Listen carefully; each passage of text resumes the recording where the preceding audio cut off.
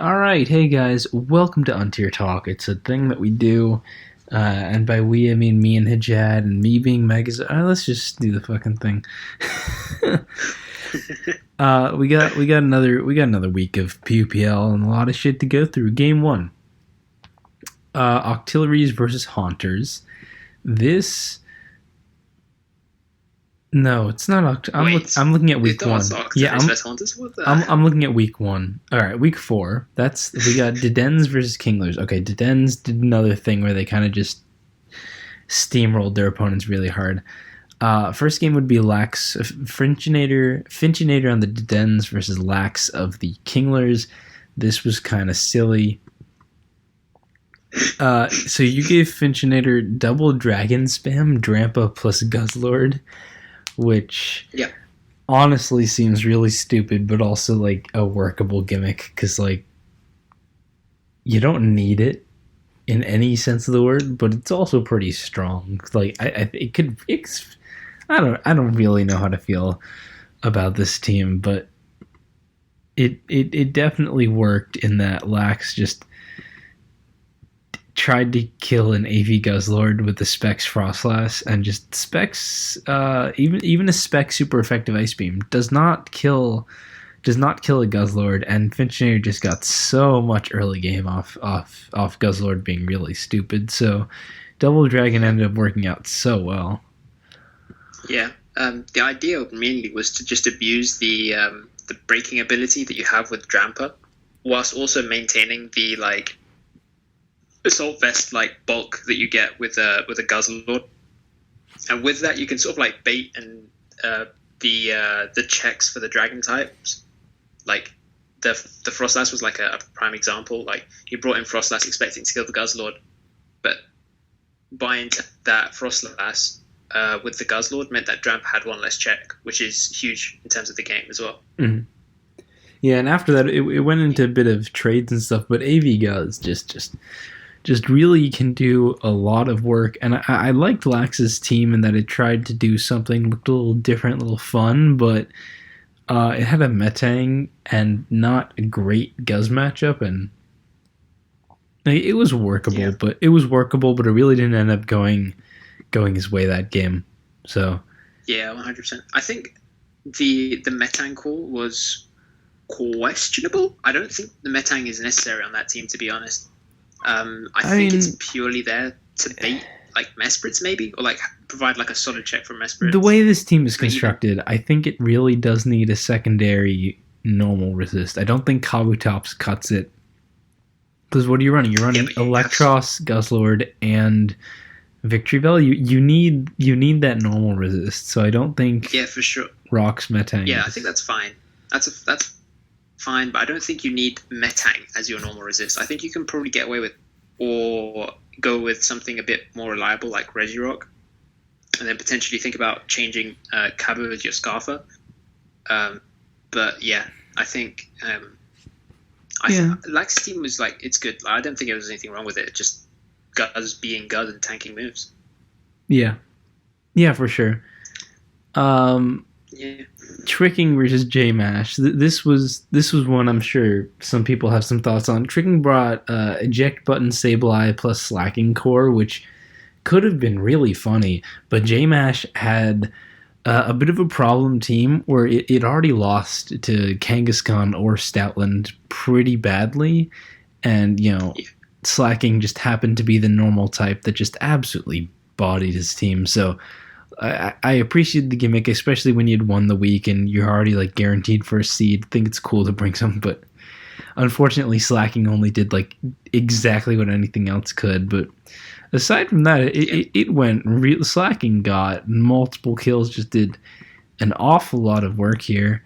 J-Mash brought his own gimmick also with Sub-Punch Crabominable, but it ended up not beating the Regirock. Regirock switched into the Crabominable as it subbed, and then it Drain Punched, and then it lived to Focus Punch, and then it Drain Punched again as J-Mash tried to stay in. The Sub-Punch Crabominable subbed on Regirock switching in, and it still lost. And yeah, your gimmick just went a whole lot better. Yeah, I think the fun thing about that team, I think we were planning on building together, and then you went to go off to sleep, and then whilst you went to sleep, I built this team. Yeah, that As was sort this of one. like, Yeah. yeah, this was that team, and the whole idea was based around using eject button Sableye to get slacking free switches. The slacking also ended up being Focus Punch. I don't remember if Tricking used Focus Punch or Earthquake, but it was Focus Punch when I built it. For like Regirock switch-ins. It was Focus Punch. He used Focus Punch specifically versus. I don't think he used Focus Punch this game. Why would you use Focus Punch? No, sorry, that was still the Crabominable. I saw Focus Punch and I thought it was the slacking, but it was the Crab. Oh, Evigo versus King Wynot is happening right now, by the way. Okay. That's when we're recording, guys. It just started. Oh my god, Evagero has I mean, Abra. Wait, is Kadabra legal? No, Abra's not bad according to Akir. Vanillux is the mon I've never seen, and King Wynot has a Swoobat and a Bibarel and an Arbok, and he is like, his standard heat matchup. Anyway, we should talk about this game later. Yeah, we shouldn't talk about that game. But does KW not have rocks, or does Bibarel get rocks? I can't remember. I think it gets rocks. Yeah, it learns rocks. Okay, yeah. So not to digress too much, we'll come back to that. Yeah, later, okay. It's eject button Sableye. It like Electros Volt switches on you. He's like, haha, I'm gonna get momentum, and then instead he's forced to stay in. Sableye switches out. In comes Slacking with a Banded Double Edge. Yeah, it's a fun concept, and especially when J-Mash again had no normal resists or immunities at all. That's just gonna be a big body bag right there. Yeah. Some people could get away. Like I remember Yogi, he used to try to get away with like a Rocky Helmet Mesprit as his normal resist. So that's where like Kanga specifically would struggle versus this style of team if that was like a Rocky Helmet Mesprit. It didn't end up being Rocky Helmet Mesprit. It just ended up being just a standard defensive set, which I don't think is probably necessary on that team. Or actually more than necessary, actually. But Mm-hmm. But yeah, Slacking did more than what it was supposed to do. It was just supposed to like be a meme, but ended up getting multiple kills this game. So yeah, good job. I concur. Ryza versus Rexus then. Again, like your team clearly has like the weirdest stuff this PvPL, and this is probably my least favorite of the things you brought. Even it's like I know. How do you hate Double Dog? I know. I know the slacking build is like a slacking build, but that could be like a Kangaskhan or a Stoutland, whatever. But like this one, I don't know. It's an offensive team with like some Volt Turn, and then Stoutland plus Granbull plus Swanna has some pretty strong mons, but it ends up just looking a little slow, a little awkward, and definitely just the first thing that pops out to me is like Omastar just absolutely. Could really go in very hard on this team. Like I can't see any way that's not just a massive threat. But like it is a little bit of a random mon, so it's not the worst thing in the world. Anyway, like a very weird breakery team with a Stoutland plus Granbull, and then Ryza brings a very very fat balance, kind of just like standardish fat balance stuff. Like it's hard to even describe. I could say that it's like a Quagsire, Clefairy, Alola / defensive core, and then Guzzlord, Pom Pom, Dodrio offensive core. But Guzz and Pom Pom also have a lot of defensive utility. Yeah, for sure. I think I think I've seen Ryza's team before, and I was at preview. I was kind of pissed because the Granbull that I built around for this team was supposed to be Spadef bulk up with Rest Talk. Which in theory is kind of a cool like status absorber and then long game like breaker, but he has two checks to it. So he has the Quagsire to check it long term and the Alola / to abuse it short term. So from preview, like there was nothing the Granbull could really do. I also didn't really have much time to edit this team, so it did end up being ridiculously weak to the Pom Pom. But luckily, I think Ryza misplayed with it by like trying to set up too early. Yeah, Ryza tried which to we'll win get with onto. Pom Pom like turn 4 or so. I believe, yeah. No, turn 1, he starts calm minding. He starts doing the whole Pom Pom thing. And turn 4, he's at +2. He tries the Hurricane, the Stoutland, but Hurricane just doesn't OHKO, and Pom Pom just dies the banded return.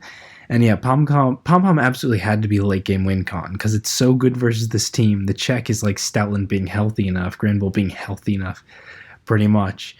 It could just keep roosting and calm minding on the Electros, and that dying so early really to me was like the only big misplay of the game. After that, Ryza did like everything he could, but that was very clearly the Pokemon that was supposed to win. At the same time, like Rex's having a Stoutland definitely would have changed the game a lot because Ryza would have had to keep pivoting really well using the slash because Stoutland's just so good versus like a Clefairy, Guzzlord, Quagsire team.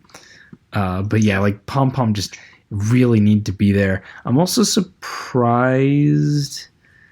Sorry, real brief. Let me check.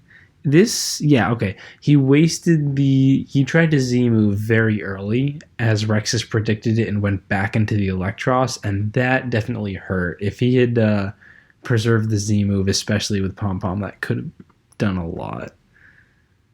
Yeah, for sure. I think Rexus did a lot to bait that Z move.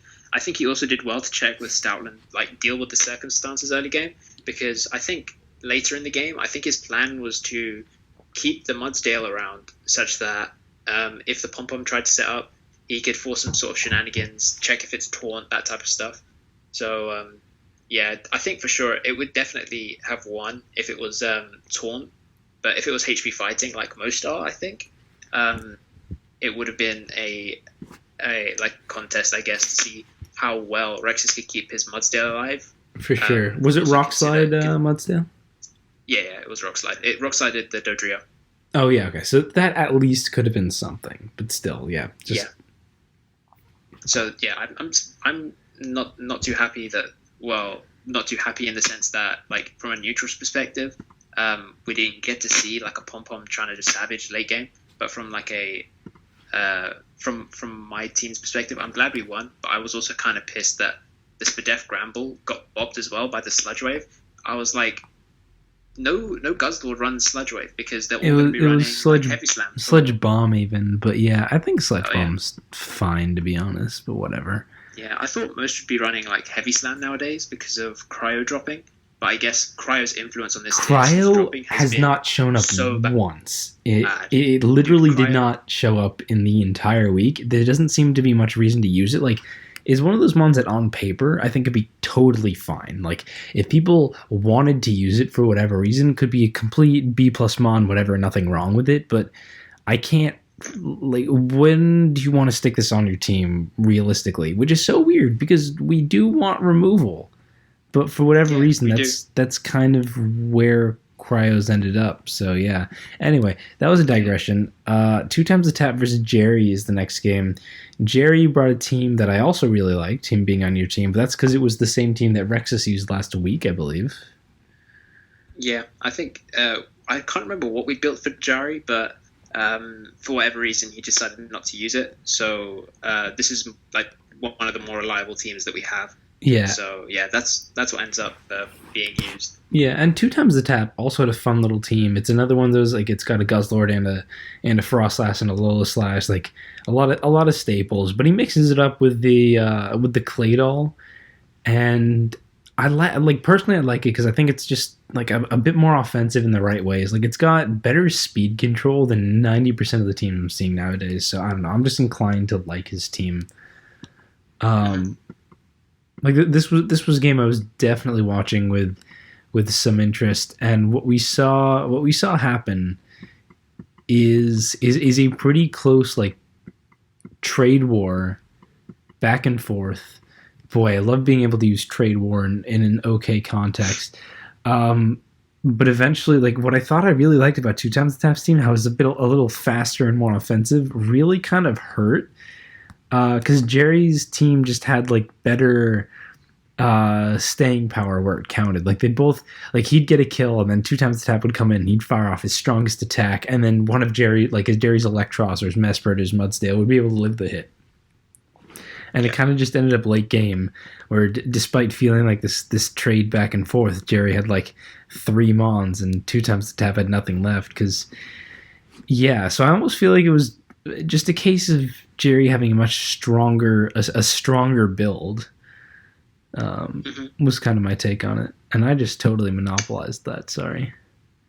Yeah, I mean, there's not really much to add to that, to be honest. The one thing that I'd say is key in this game is when 2 times the tap doubled out of his specs Guzzlord to go to Claydol. I asked him why he decided to do that. Jari was confused as well after the game. He was like, well, why did he just double out of his break when he had a free opportunity? Apparently 2 times the tap's calc was messing up or something, where like he couldn't tell whether the overheat from Simisear was non-specs or specs. So he was fearing the Z superpower coming out. So he decided to double back out into Claydol, predicting Z superpower. Z Focus Blast? To preserve. No, Z superpower. Why would you think Z superpower, not Z Focus Blast? That's what they do. Hello? I mean, it doesn't matter. It's just, I don't know. I've struggled with that logic as well, to be honest. I think that was a choke, probably. He could have done a lot of damage with that Specs Guzzle, especially in the early game condition, where essentially the Draco resist was Electros. Yeah. Like, having Electros weakened was really big for him. So I don't understand why he decided to do that, but, that's what happened. Mm-hmm. By the way, if you didn't see, Evagero just won, so that's actually pretty big for what it means for the week. Yeah, for sure. There's not really much else to say apart from, like, I feel like Jari's team just on this is the type of thing that I think we kind of associate with 2 times now, where he brings these balanced teams that look really cool and they do look like they would function really well. But when it comes down to the game, they often lack I put the word on it. It's almost like the opportunities. Maybe he plays them a bit too passively or whatever to like really do what they're supposed to be. I think they end up being a bit too passive at times, and I think Jari exploited that probably the best. Mm-hmm. I do agree with that. You want to start us on the Watchdog game, because I'm just doing the updating for now that this round is over. All right, yeah, no problem. So Poe versus Watchdog was the last game this week. So Poe brought a Kanga Spike team, which I built, which was... Oh, no! I'm sorry. I got an alert and I checked open and Luthier went out round 1. Anyway. Oh, no. To who? Kink. Oh, what a god. I mean, Poe brought this cool Kanga Spikes team. It's actually double Ayapapa, with Mudsdale having one of them and Kanga having the other one. Kind of sort of inspired by when Itap beat me, I think, in a PU season. I remember he used an Ayapapa Kanga, and I thought that set was really cool. So I decided to use that and core it with like some spikes, a 4 attacks Mesprit, and the SD Lycanroc to also provide that extra, fast breaking power. Watchdog ended up bringing like a balanced team with Regirock, Electros, and Simisear, which is kind of cool. He's got a lot of good like pivot momentum. He's clearly trying to get the Simisear in to do some big breaking ability. And at preview, you would think actually the onus is on him in the terms of the matchup, because our only check to Simisear and the Electros was Hitmonchan. So as long as he played those two well, like, he'd have a solid shot at winning. So what ends up happening over the course of the game is like Hitmonchan stays around for a long, long time, like longer than it should have, and the Mesprit never really got to end up doing any work on Watchdog's side. And then what ends up happening is that even though Watchdog was on a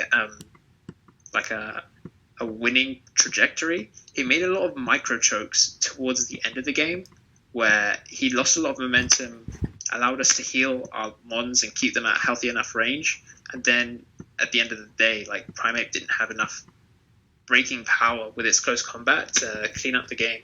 Yeah, I think Watchdog made a lot of very safe plays, and Poe made multiple double switches, and Watchdog was kind of like, this is the basic thing to do if you're just kind of like hitting buttons. Like, he grass knots as Poe goes hard to Hitmonchan, and that stops him from being able to, like, Fire Blast would have 2-hit KO'd, but he tried to Grass Knot, like, maybe Mudsdale will stay in. There was another point where Poe double, like, he kept kind of just being safe, and he really could have had this game, because like you said, the Hitmonchan, the Mesprit, the even the Simisear, all these, like, could have been threats, but overall, like, the matchup was still pretty even. And you kind of have to play stronger. And Poe didn't necessarily do anything super crazy, but he just did, like, the basic solid plays required to put himself in a winning situation. And I don't know that Watchog ever really fought back. The really big situation to me was turn 29. It's Simisear versus a 26% Mudsdale. And I guess Watchog was like, oh, he's going to sack the Mudsdale. There's no reason not to. I'll Grass Knot it. But, like, you got to think about Ayapapa. Because, like, that's literally, like, he didn't think about Ayapapa. He Grass Knotted. Poe not only gets to go into Hitmonchan, where it doesn't get to a KO'd, but now the Mudsdale, but now Watchog, like, needs to sack Simisear, and now he can't really beat the Mudsdale. And obviously the Mudsdale is his Primeape check. So anyway, like, he just needed to do a little more, but also come to think of it, maybe he just wasn't thinking about Ayapapa Mudsdale. It's possible that I just forgot, which would have been unfortunate, but, like, yeah. Yeah. That's all I think we really need to say. I think it's like the definition of a micro choke. Like, you can't really say, oh, he misplayed and therefore he lost. It's sort of like, he could have done this and therefore he lost, and it was just like a bit, I guess it's unfortunate on his end, but yeah, it ended up costing him in the long term. But Poe continues to win games, you know, showing good end game, like clinical end games, you know. I'm thinking he's looking good towards the end of the season. I agree. Sorry, I made a slight mistake on the standings there. So yeah, that was the series of the Dedens versus the Kinglers, where the Dedens 5-0'd in SM. So already they won the week. Yeah. Yeah. Let's move on to Victory Bells versus Octilleries. Octilleries coming off their nasty losing 0-8. Last week to the Dedens. Starting off Tasker versus Raichi. Tasker has not... I don't remember how he's been doing this. He didn't play last week. No, he played Black-White last week. Yeah, he played... I think he's even now. I think he's 2-2. He had to play Black-White last week. And I think he lost versus Shane Ghoul too. And I don't remember what else he done. He hadn't been doing too well, so I was interested in this game a lot. And he brought a really fun team. He brought a Lycanroc, Combuskin, Absol, like, very offensive team with just, like, some kind of lesser seen stuff. Really cool. And Raichi brought a Marowak offense, so we're finally seeing some more. I'm sorry, Marowak and Floatzel. So, you know, it's definitely Robert. I believe this team. This was reused, wasn't it? I think. Yeah, this was reused from earlier. I think it was Robert Alphonse who used it. I don't want to check, but, like, it was definitely his team. Raichi's on. Yeah. This is Robert Alphonse's team. Not sure why they were using this team. I really didn't like it. I mean, it was fine, I guess, but I'm not a huge fan just because Floatzel in general. Tasker, like, really... Tasker went super balls to the wall. Like, he starts out sacking his Sash Lead Lycanroc, literally only getting rocks. That's it. And then he just kind of tries to, like, does a little bit of a trade war. Gets lucky where he doesn't get fully paralyzed with Frostlass, because that would have really sucked. And then, very late game, it comes down to 2-Mons versus 2-Mons, and Raichi kind of forgot that, like, he didn't win the 2-Mon scenario. Yeah, I think, fun fact, Tasker just informed me that he only made one switch this entire game, and that was switching his Combuskin in on He did, and it was a very important switch too. It was the switch he needed to win, where he actually finally preserved him on and switched out, and then it's like, oh, well, he just wins the last 2-Mons scenario. Exactly, yeah. I think to be honest, this is the style of team I like to see Tasker using because it's not scared in the same way that. Okay, like, you are crackling a just ton, and I'm doing everything I can, but a lot of that is going to be how close you are to your mic, for the record. Okay, hold on. All right. Sorry. So yeah, this is the type of team that like Tasker like should be using, where it's offensive, it's not passive at all, because he is one of the better offense players in the tier. So he should be using that as much as possible, because anybody you've ever talked to will say offense is a lot harder to counter team or to counter prepare for than a fatter style of team. So if you can do well with offense, it's in your interest to use it, because that will create more mind games and the matchups and what have you. So all that type of stuff. But yeah, Tusk ended up playing super well, I think. Like, he just kept up his offensive momentum, switched the one time when he needed to, and took the game. Yeah, it was. Buskin stays broken. It was really good to see just like a hard, hyper offense team. And honestly, a lot of my takeaway this week has been the people who are actually like keeping up with the Guz meta. There is room for in it. Like, I know a lot of people don't love the Guz meta and stuff, but there's room for innovation. There's room for people to bring fun stuff. It really has been going well a lot of the time. Not every time, don't get me wrong, but this kind of stuff is being shown that it's possible. It's not all the same kind of Guz teams, and that's a message I think is kind of important. Anyway, anywho, the next game is why did my thread jump back to week 2? The next game is FLCL versus Ziri.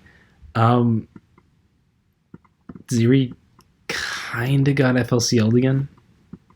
I don't. Like, FLCL just made a bunch of really ballsy plays to get like the most out of every single Pokemon extremely hard, and it didn't even look like Ziri did that much too wrong, but he never got really close to getting something super started. I think his team was weirdly enough ended up being kind of passive, because it really, really fucking needs Lurantis and Lycanroc to do things, which are both, to me, very hit or miss mons sometimes. Where, like, Lycanroc, sometimes they just have the girder or the Mudsdale in the back. Lurantis, sometimes they have the strong anything in the back. Yeah. But yeah, FLCL got up rocks and spikes very early on, and then made a bunch of really ballsy plays. Like, he left Primeape into close combat right into a Mesprit as you turned out, like that kind of stuff. And everything went his way, like, really strongly. Yeah. There's not really much to say, to be honest, apart from this game, because I felt like as soon as FLCL got rocks, like pretty much early game, and then got spikes really early as well, I felt like he could double and pivot around in such a manner where the Lurantis is never going to get an opportunity to truly defog. I don't think he ever ended up revealing defog or had an opportunity to defog. He never showed FLCL it. maybe. He never really had a great opportunity. And yeah, I think FLCL knew, because he got up rocks and spikes very early, and he played like an extremely aggressive game where Lurantis, I don't think, ever realistically had a good chance to remove hazards. It got in, Yeah. and then it got in versus the Primeape, and you can't defog on the Primeape. So he killed it with superpower, but not after taking close combat, and then he can't switch out because he's gonna be pretty much dead after hazard. So he just had to stay in and die. And yeah, literally his first mon to die was his defogger. Those rocks and spikes just did an enormous amount of work. Huge, yeah. This is the poster boy, I guess, for like how important rocks and spikes are in any metagames. To be honest, like this is the impact. Like, FLCL essentially just won off the backs of rocks and spikes, to be honest. Even though Ziri, like, mon for mon had a decent matchup, the combination of having like a rocks for spikes up for like the entire game, like an entire 20 turns, just showed in this battle, to be honest. Absolutely. Chloe versus Rob Jr. would be the next game. This one, It's like the first game, wasn't it? This is like the first or like the second game. I can't remember. Oh, played in the week? You mean like for when it was played in the week? Hang on, am I looking at the... No, I'm looking at the right thing. I don't know what you're talking about. Hello? I don't know. He just left. He said something about this being the first game and left. Chloe got 6-0'd hard. And for my money, this was just because Rob Jr. was absolutely prepared because Chloe's been using a lot of the same exact stuff. I don't think her team was terrible. It's definitely not what I love in this meta right now, but it could be a lot worse. And she didn't. But like Rob Jr. was really goddamn ready because Chloe uses a lot of this same, the Mudsdale, Tangela, Pom Pom balance kind of thing, and just like literally complete 6-0. It didn't even use that many mons. Just got up rocks, Volt turned a bit, needed to just clicked a lot of buttons. Chloe didn't have a very good Guzzlord check at all. Like the Hitmonchan was just going to get too pressured. And Guzzlord drops a Z Draco, kills a Mudsdale, comes back in. Like it just kept killing things. Pom Pom got toxic really early. Like there's so many different things I could point out where like everything went wrong for Chloe because Rob Jr. was just super ready to handle that. And I like this team too. He also brought like a Mudsdale Tangela balance, which is kind of what I've been seeing a lot of from Chloe. But yeah, I would have wanted to give Hijad some time, but I really don't know what happened. Oh, hey. Well, I just went through Chloe versus Rob Jr. I don't know what happened to you. Okay. Basically, I said anything? Rob Jr. was really fucking ready because Chloe uses a lot of the same stuff and just got blown back for it. Like, that was a hard 6-0, so... Yeah. I don't know if you heard what I said, but I said Chloe's team was super passive, like a scared style of team. It was the same kind of passive stuff that she's been using a lot of, and he was fully ready for it. Yeah, I'd say the one vulnerability in Rob Jr.'s team was potentially the lack of hazard control. I don't know if you spotted this, but no hazard control whatsoever. So if Chloe had brought like rocks, like a Frostlass or a Quillfish or something, or a Roselia, whatever, that could have done a lot of numbers on Rob Jr.'s team, and then it would have been kind of interesting to see how he would have had to deal with that. I don't know how I didn't notice. It's actually really weird because he's like several mons that are pretty much just spikes bait, so I should have noticed that. But yeah, it didn't come into play. It didn't matter. He had the really strong counter. Next game, exactly. Lighthouses versus Jonah Go. This one was, again, kind of weird to talk about. I'm talking slowly because I'm trying to get my thoughts together extra fucking quick. Nothing super stands out. I just think Jonago actually just played pretty well. Like, yeah, I'd say the matchup is pretty 50-50, to be honest. I like both teams. I think both teams could do like a good number on each other, and I think I enjoy how both teams are sort of like built. I think it just ended up coming down to like Jonago making the smarter decisions in the long term. For sure. I thought they both had fine little teams. No guzz around for the people who really like that. Jonago even like could have done a lot of work with the Combine Mesprit, and it only came out late game to clean up, which I thought was pretty interesting. But yeah, he kind of just did his stuff pretty solidly. Lighthouses had like some good shots back, luring Jellicent with Nasty Plot, Grass Knot, Semi-Seer, you know. But yeah, Jonago had a couple of nice plays. Lighthouses also, I believe, tried to Nasty Plot with Semi-Seer versus a -2 Specs Drampa, and then it just O-code with Draco Meteor anyway. Drampa's ridiculous. That's a little bit unfortunate of a play. But yeah, let me calc. Yeah. I want to see if that was a roll at all. Yeah, I'd say Drampa was the key difference.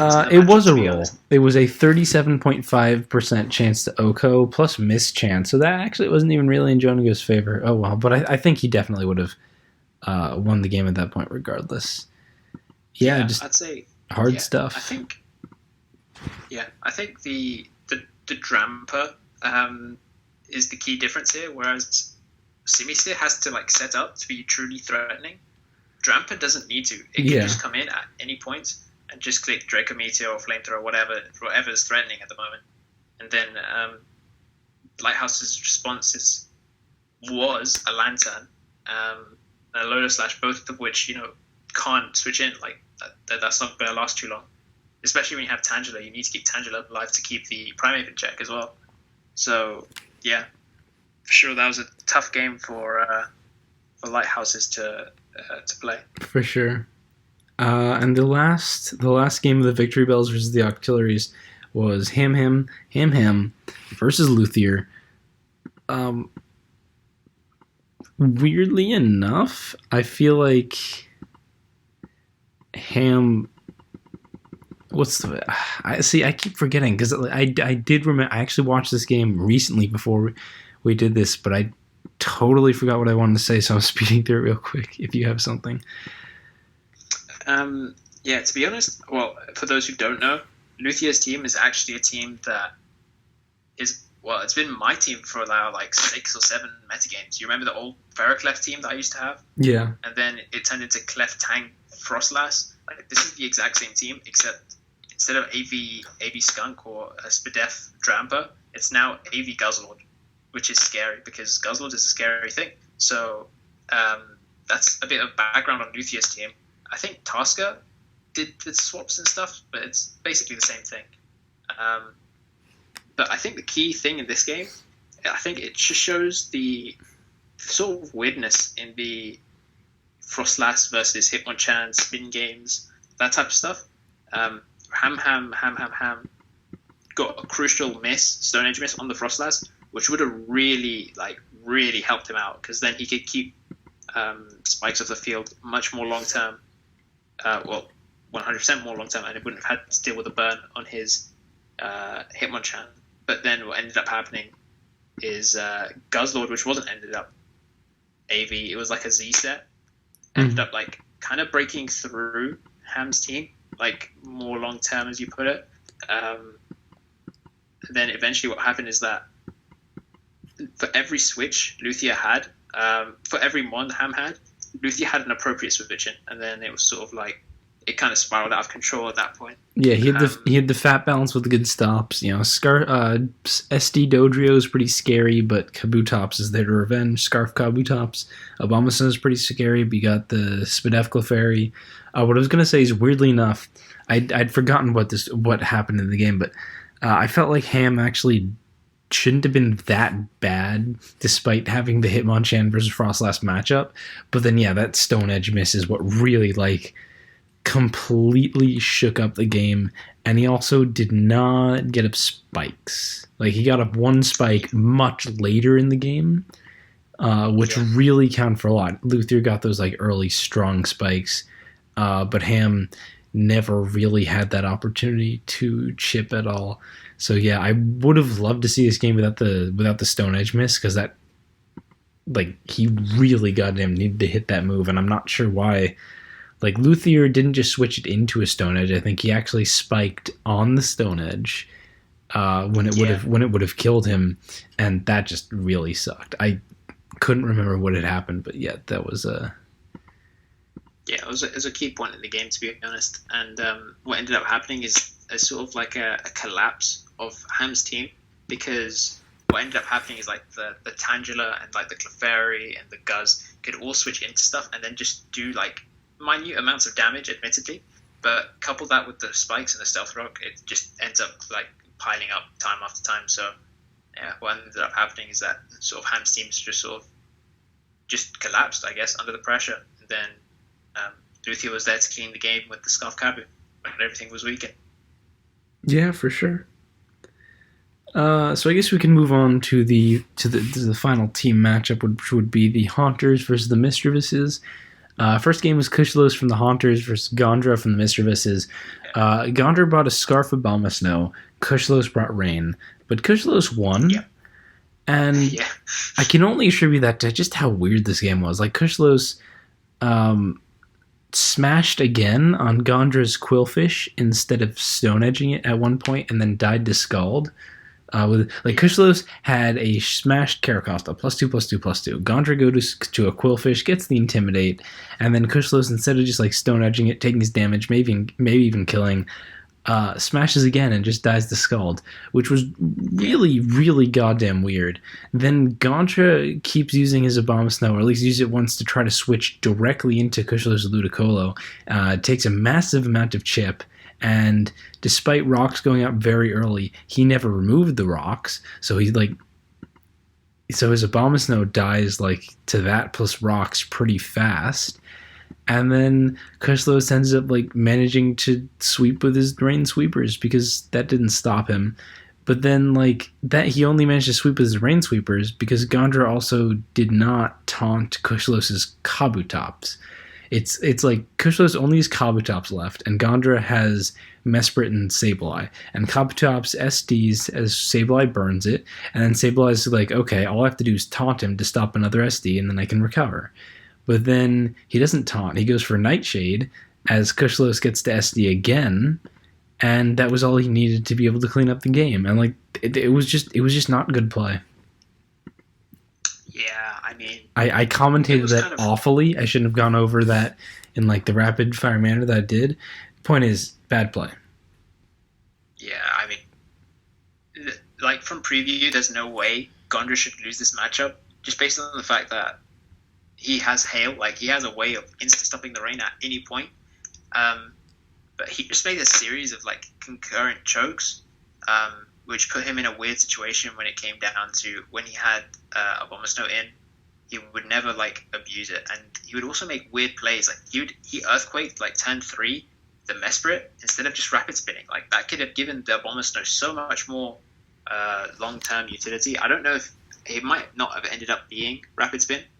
But regardless, my assumption was that he was, but for whatever reason, he was like, if I spin, like I can't spin. The Mesprit's going to do a slow U-turn into the Quillfish, the Caracosta, the Kabutops, something. Like, I don't think not spinning there is inherently unworkable because you should be able to spin versus the Volbeat or the Mesprit the next time Kushlos needs to set rain, or even going hard in versus the Quillfish if it's fat spikes because you don't know.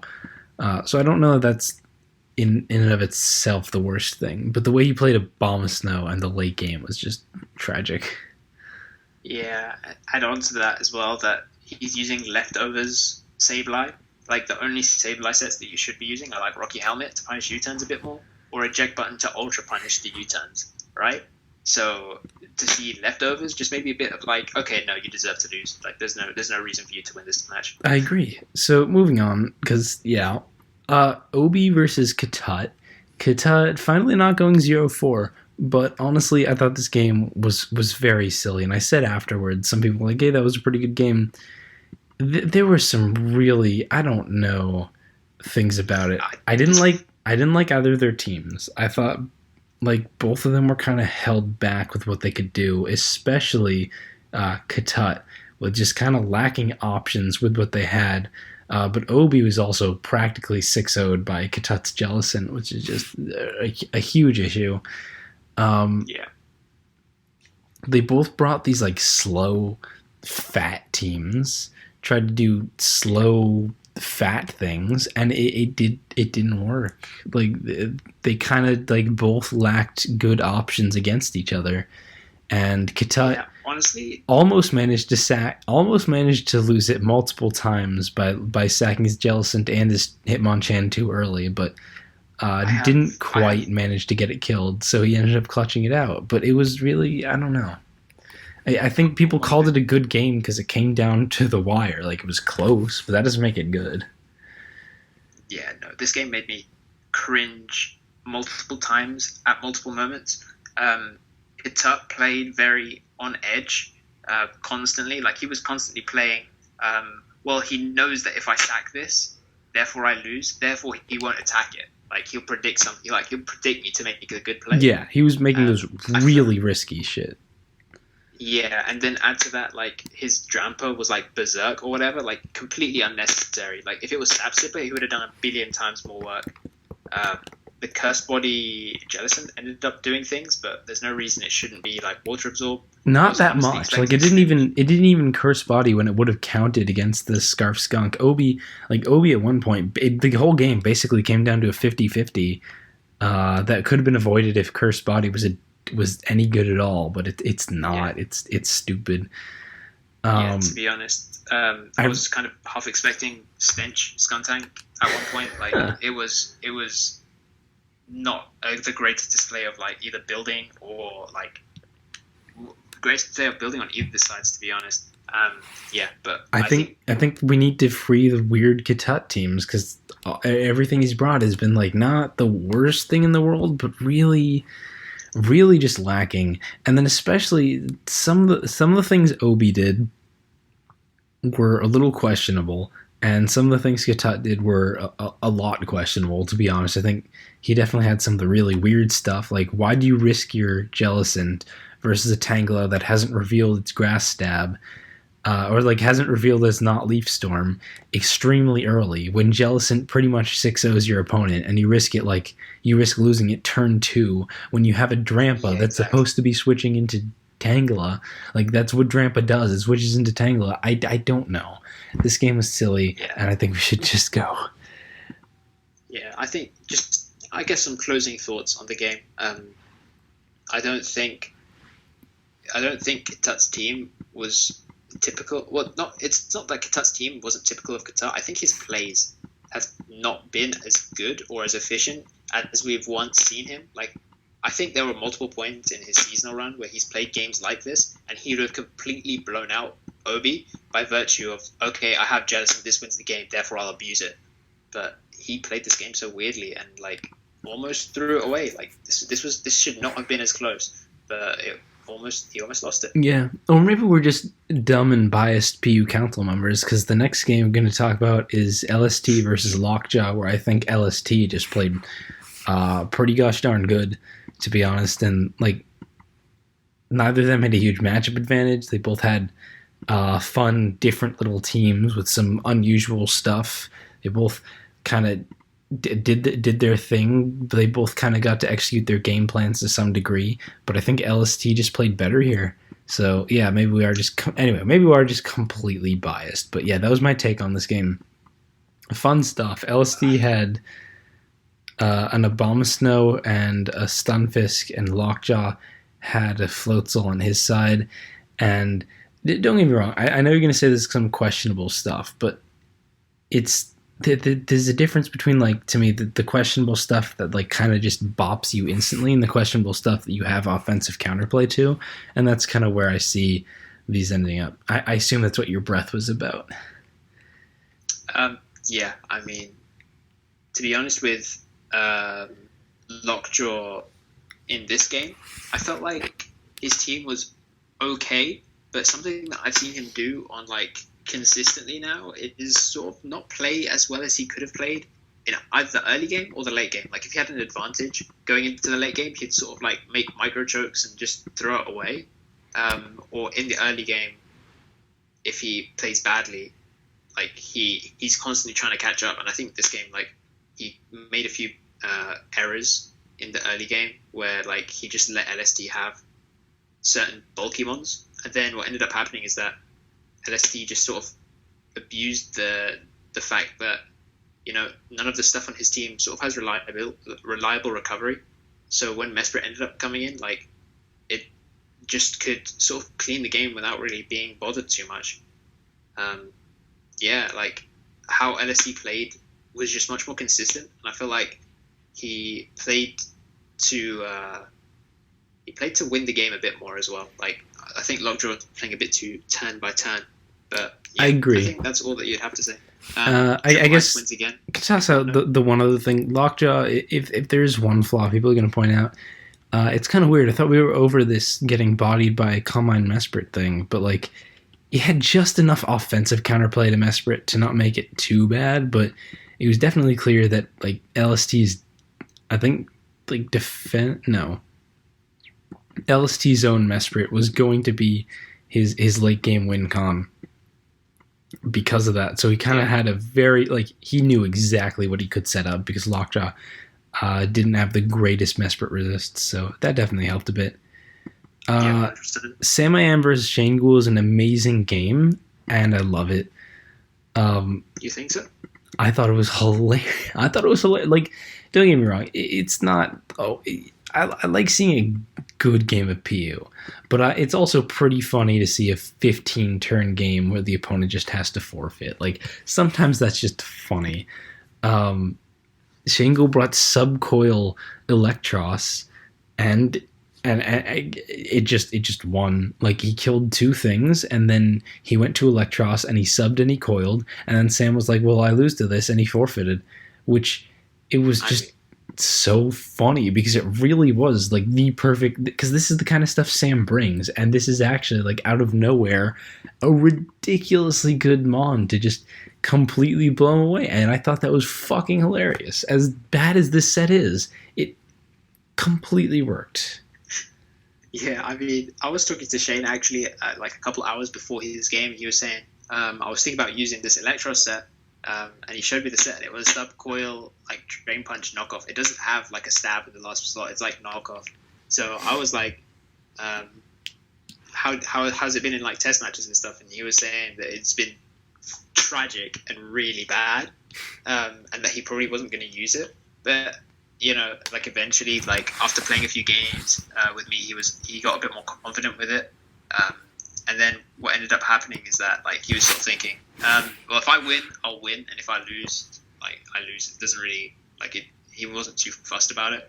So like he ended up bringing the Sub-Coil Electro set, which you know he theorized it would do well versus Sam's teams. And then would you look at that, like it absolutely decimated Sam's team. Absolutely, like he had the solid stop. This was not the only game where we saw just a really good counter pick blowing away the other dude, but it was by far the strongest. Yep. And in a week that really mattered too, because they ended up going 4-4, so like every game really mattered here. Yeah, for sure, every win.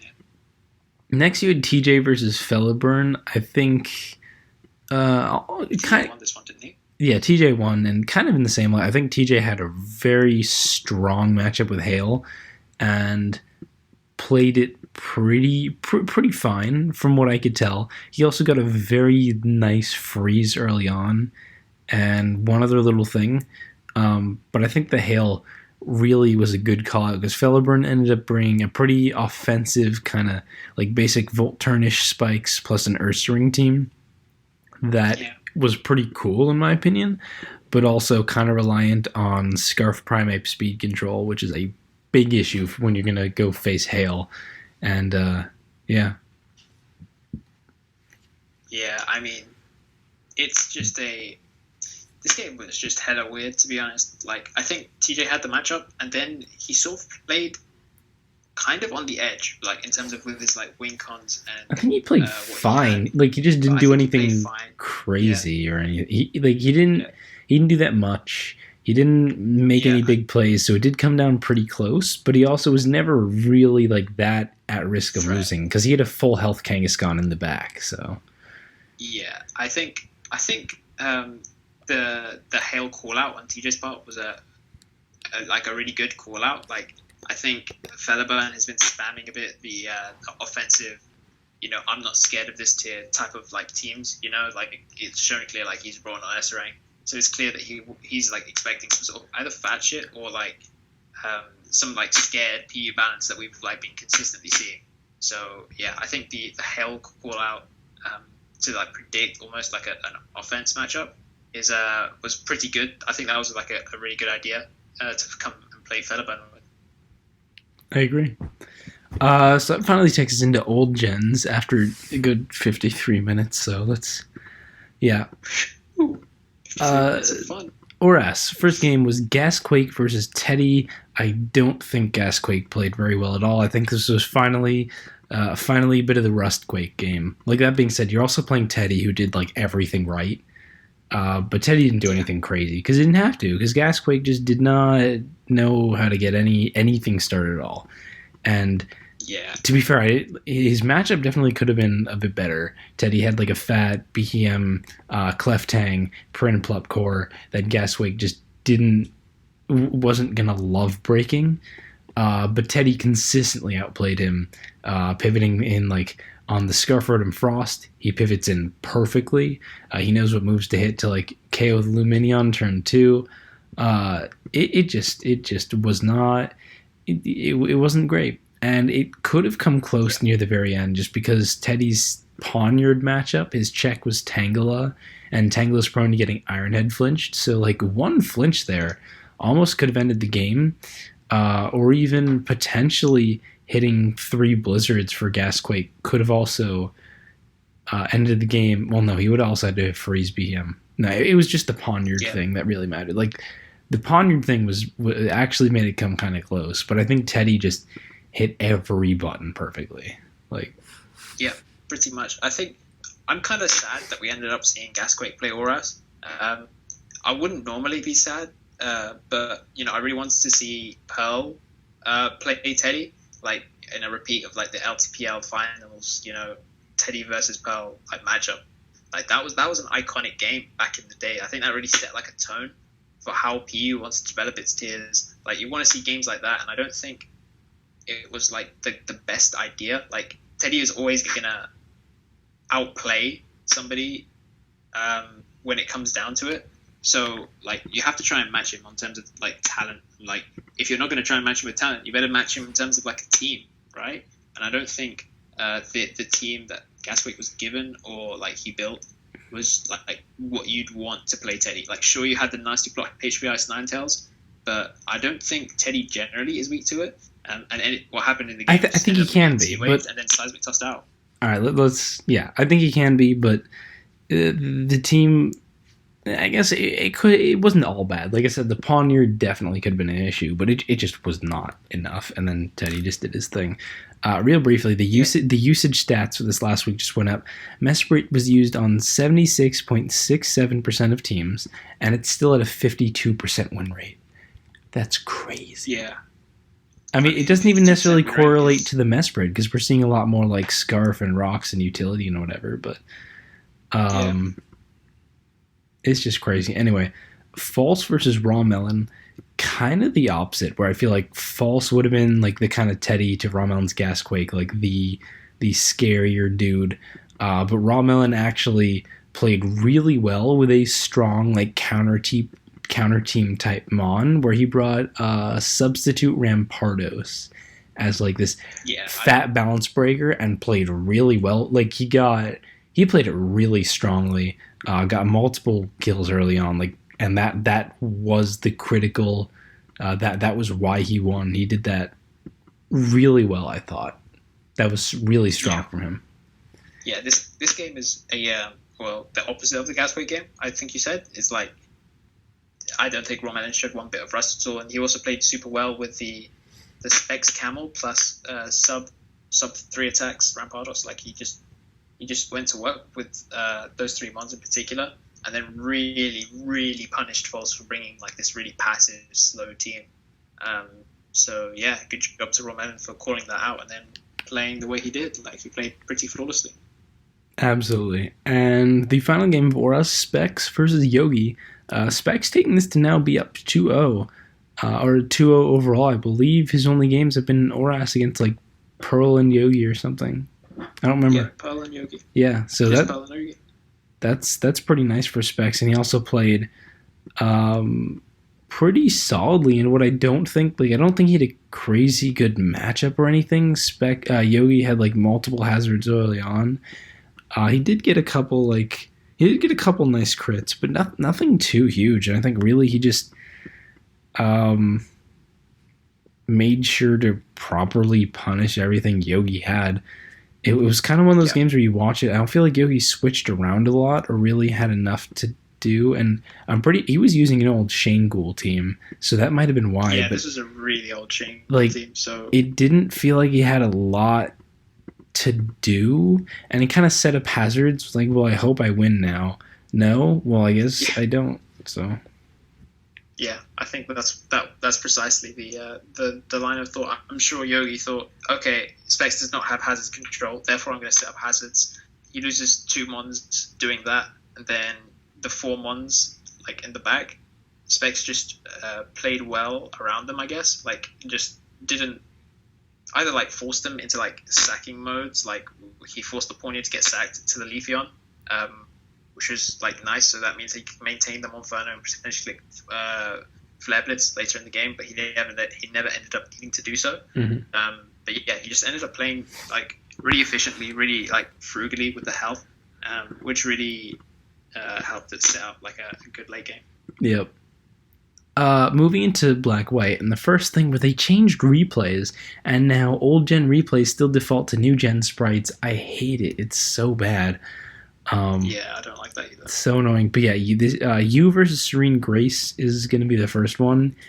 And again, I think you just kind of outplayed Serene Grace pretty hard.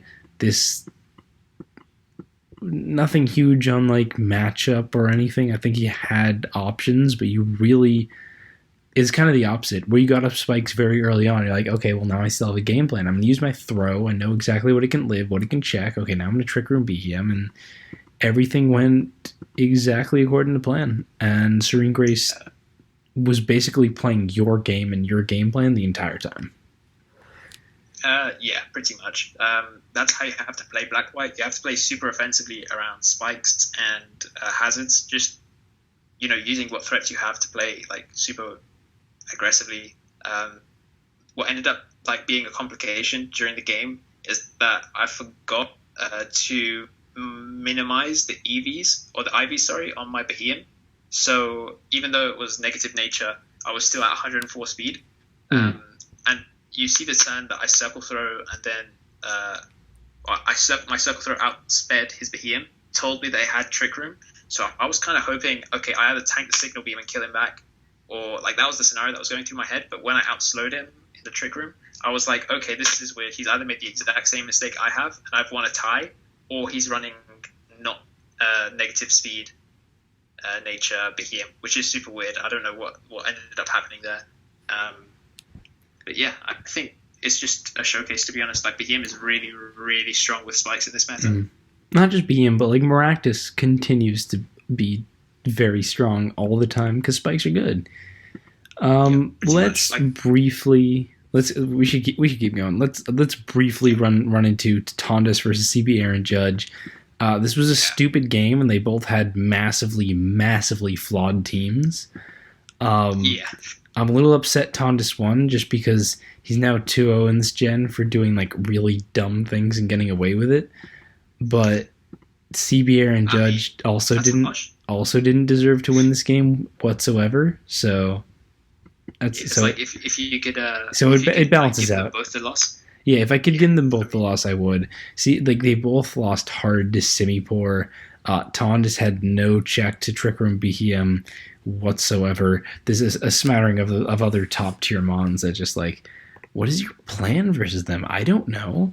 I have no idea what was going on in this game. It was really it was just a stupid game. Okay, moving on.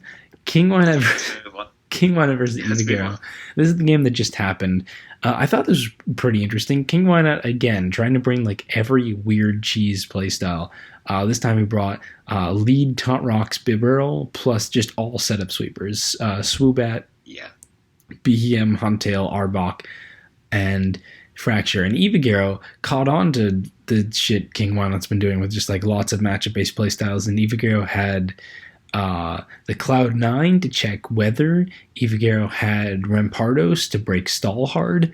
Taunt Vanillux. A fat Volt Switch Clang to just pivot on whatever needed. Scarf Gabite as like a solid niche scarfer. And a Sash Abra to check any random stuff. Like Evagero came in fully prepped and just completely blew him out of the gate. Like this was just kind of just free and strong. Made some very good predictions, catching King Wildnut, trying to double into Swoobat and just OHKOing that. Sash Vanillux did a ton of work taunting the rocks to keep them off and then exploding on Behem after it killed the Swoobat. Just really strong stuff. Yeah, I think he really showed her qualities, especially, because it's kind of hard to build in Black-White, especially if you're not used to the meta. And with Eevee being one of the people who can actually build in Black-White, that utility really showed off right there. That's precisely why you want a Black-White builder on your team, or anybody with like knowledge of the meta, like in and around trying to help, because this is precisely the type of thing that you want to try and circumvent. You don't want to play KW, where KW is playing Trick Room, as he did with me, or like, Heath Ring, like Weather Styles or whatever. You want to try and stop him from doing that, and Eevee brought the things to stop that. Good shit. Yeah, pretty much. Yeah. Okay.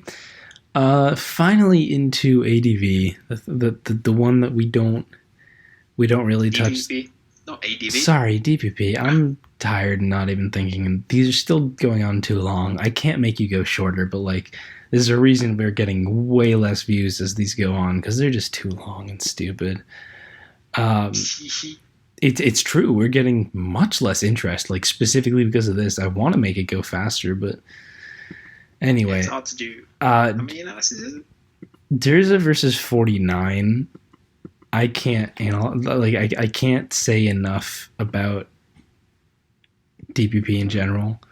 49 get a couple of pretty solid, like lucky scenarios, but also looked like he would have been extremely good regardless because he had a he had a Gorbis that presumably would have done a ridiculous amount of work that also got crit in return, so whatever. And then also a Rock Polish Rhydon that just cleaned up 5 Mons, so that was also just really good for him. So like, I don't know. I think Durza probably would have lost just because of the setup sweepers that 49 had, and that's also your first loss since week 2. Yeah, that's quite funny if you think about it. But yeah, I think the key thing that you said is probably. I personally think Durza could have won that game. I think that's stupid. And you're just covering for your player because that's what you're thinking. But like when Durza won, he got pretty lucky. You're like, yeah, Durza probably would have won, and we'll take that because he probably would have. But Durza probably would have lost this game anyway. Yeah, I revoked his luck license. Because we all know that I control the luck that happens in DPP, and he pissed me off earlier in the week or something, and I can't remember exactly the scenario, but I revoked his luck license. So when it came down to the game, I told him he was going to get haxed, and then he got haxed. So, I'm all powerful when it comes down to hacks in DPP. Anyway, he would have lost. That's the point I'm trying to make. I have no faith whatsoever, and that's the best analysis we can do because DPP, lads. Chris Loud versus Haysup. I don't even remember this game, to be completely honest. I'm speeding through it right now. It looks like pretty basic stuff where they're actually just playing decent balances. Oh yeah, this was the game. So it's like pretty balanced, back and forth, solid stuff. They both got 4 Mons left, and then Chris Loud goes Glaceon and reveals that he specs Blizzard. Not in Hail, just Blizzard. And Oko's Haysup's Armaldo. Like, what? Specs Blizzard, kills the Armaldo, can't get Revenge Kill, but like that, and then Haysup's like, wait, I have nothing left for this. Tries to Revenge Kill it with Sneasel, but it lives and Sneasel dies. Tries to go to Gastrodon when I think it just would have died. But Chris Loud doesn't even want to risk missing the Blizzard because at that point it was like the Glaceon did everything it needed, and then later on there was some like small hacks where people like that sucked. But I think that was really the critical thing where Chris was in such a good situation after the Glaceon. Obviously, I don't know this gen enough, so maybe when Chris and Haysup said that sucked, he actually did have a chance, but it really didn't look like he had a chance. Yeah, it's just a weird game, to be honest. I was kind of shook as soon as I saw Blizzard without like any type of like Hail support or like missing support. Like, you have Ice Beam, like use Ice Beam. But I was kind of shook. Like, I was like, okay, Chris Loud wants to use like Blizzard outside of Hail. He deserves to win. Yeah, I think that's a fair assessment. He used the Blizzard outside of Hail, and that's just the balls that you need to take the game. Last game finally, Banks versus General Annoyance. Banks picking up another big win, the solid upset, Yeah, Banks played well. And yeah, there wasn't a lot of this other than Banks just kind of played well, and General Annoyance, despite like he's supposed to be the big DPP guy, but couldn't necessarily find just find it in him to outplay Banks enough to win the game. Ended up getting swept. Yep. Ended up getting swept by Scarf Gabite pretty solidly, and yeah. Not really much else to say, to be honest. I just think Banks outplayed General Knights. That's all that needs to be said. I agree. So that's the games for the week. Real briefly, I do not want to keep people that much longer. We have the standings going into week 5. Dedens guaranteed in. They're 4-0. The next best record is 2-2. They're in. We have the victory. We have the Victory Bells, unsurprisingly, as the next best team with 2-2, and then right behind them, also at 2-2, the Octilleries. Pretty surprising, but they managed to pull themselves way back after losing very strongly 8-0 last week. This week they had a good 6-2 victory over the Victory Bells, but now they're not playing each other, so it's kind of a question of who blinks this week. Right behind them, you have the Haunters and the Mistresses, both with 3 points. Could both definitely make playoffs if they win their week. And then behind them is the Kinglers. They have 2 points and they have no chance of getting in. At all? Yeah, at all. No chance. Jesus. Wait, surely they do have a chance.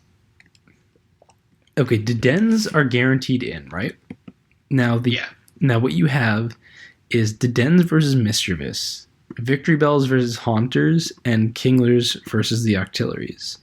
Now let's say the Kinglers body bag the Octilleries, knock them out, they pull ahead of the Octilleries.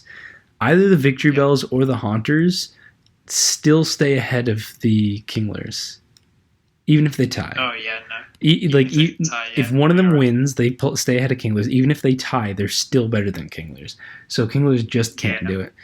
But yeah, you have the Mischievous versus the Dedens. So for the Mischievous to make it in, they need a good win versus the Dedens, and they need the Octilleries to lose, and they need Haunters versus Victory Bells. They need the Octilleries to lose, and they need Haunters to also lose, I think, or Haunters to not perform better versus the Victory Bells than they perform versus the Dedens. The Victory Bells just need a win to stay into playoffs. The Octilleries also, if they just pull out a win, they can stay ahead. And the Haunters, again, they need to... the Haunters... oh god, there's too much here I haven't calculated. If the Haunters win, then they need either the Mischievous to not win better, or just the Octilleries to lose so that the Octilleries stop being ahead of them. So there's the Dedens are guaranteed in, Kinglers are guaranteed out, and then there's a lot of scenarios for the other 4 teams to all make it in to the 2 playoff spots. So very close, strong contention going to the last week. Very exciting. And Hajad's Gimmick Corner, you want to do that real fast? Yes, I actually have a set from 2017 to show off, I guess. What do you mean? Chloe PMB. No, I have a set from 2017. Well, actually, no, you as well. It's a joke because I only reuse super old teams. Yeah, I mean, so do you remember? I think it was early 2018, maybe early. There was this craze around Ampharos for a little bit, a magnetic flux charge beam set. You remember that? Yeah. Yeah, that was fun times. Those were some fun times. Basically, Chloe decided to bring it back and is using a Spadef, Cotton Guard, charge, discharge, rest Ampharos with max Spadef. So you can't really kill it, especially, and you can't really kill it physically after a Cotton Guard. And then you do damage with charge plus discharge. So fun team, fun mod. I like Ampharos. That thing is good. Yeah, Ampharos. I really want to like it, but I'm whatever on it. But yeah, it's not the worst thing that you could mess around with. That's the biggest endorsement you'll get from me. That's fair enough. I'll take that. You could use sillier things. Fine. What about electric plus Electros? As a Volt Tank? Like I said, you could use sillier things. That's one of them. That doesn't mean it. I can name a sillier thing. Weedle. Anyway, thanks for listening, guys, and we're going to do this next week. Bye.